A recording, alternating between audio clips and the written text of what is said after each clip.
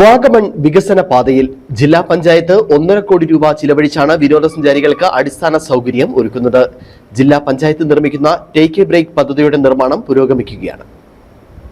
അടിസ്ഥാന സൗകര്യങ്ങളുടെ അപര്യാപ്തതയിൽ വലഞ്ഞ വിനോദസഞ്ചാരികൾക്ക് അനുഗ്രഹമായി വാഗമണിൽ ടേക്ക് എ ബ്രേക്ക് പദ്ധതി ഒരുങ്ങുന്നു. അടിനിലയിൽ 35 ശൗചാലയങ്ങളും മുകൾ നിലയിൽ ഹോബി ഷോപ്പുമുള്ള ബൃഹത് പദ്ധതിക്കാണ് ജില്ലാ പഞ്ചായത്ത് വിഭാവനം ചെയ്തത്. ഇതിനായി അനുവദിച്ചിരിക്കുന്നത് 1.5 കോടി രൂപയാണ്. ഇതിന്റെ നിർമ്മാണ പ്രവർത്തനം പുരോഗമിച്ചു വരികയാണ്.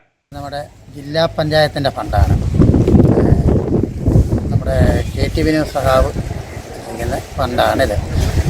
ബാത്റൂമും കോഫി ബാറും വിശ്രമ കേന്ദ്രവും ഇതൊക്കെയായിട്ട് പണി നല്ല രീതിയിൽ നടന്നുകൊണ്ടിരിക്കുകയാണ്.